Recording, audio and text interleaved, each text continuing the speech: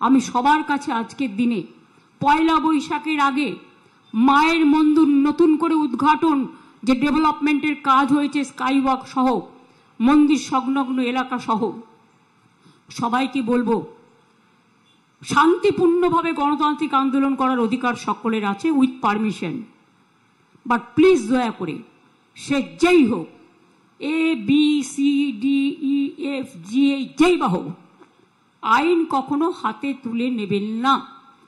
আইনের জন্য তো আইনের রক্ষক আছে, আইনের ভক্ষক তো দরকার নেই। তাই আপনাদের অনুরোধ করব, কেউ কেউ প্ররোচনা দেবে কোনো ব্যাপারে, কিন্তু প্ররোচিত হবেন না। প্ররোচনার সময় যে মাথা ঠান্ডা রাখে সেই তো আসল জয় করে, তাই তো আসল জয় হয়।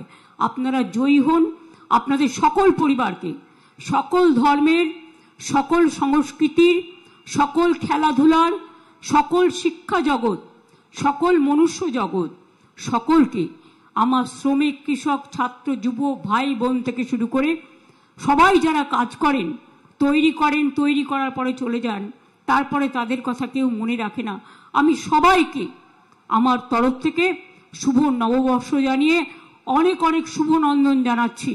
এবং আগামী দিন আপনারা আপনাদের পরিবার পরিজন সহ ভালো করে সবাই সুস্থ থাকুন, সুন্দর থাকুন, আর শান্তি বজায় রাখুন। বাংলার মাটি শান্তির মাটি, এ মাটি সোনার চেয়েও খাঁটি। এই মাটিতেই জন্ম নিল রবীন্দ্র নজরুল, একই বৃন্তে দুটো কুসুম আলোকময় সে ফুল।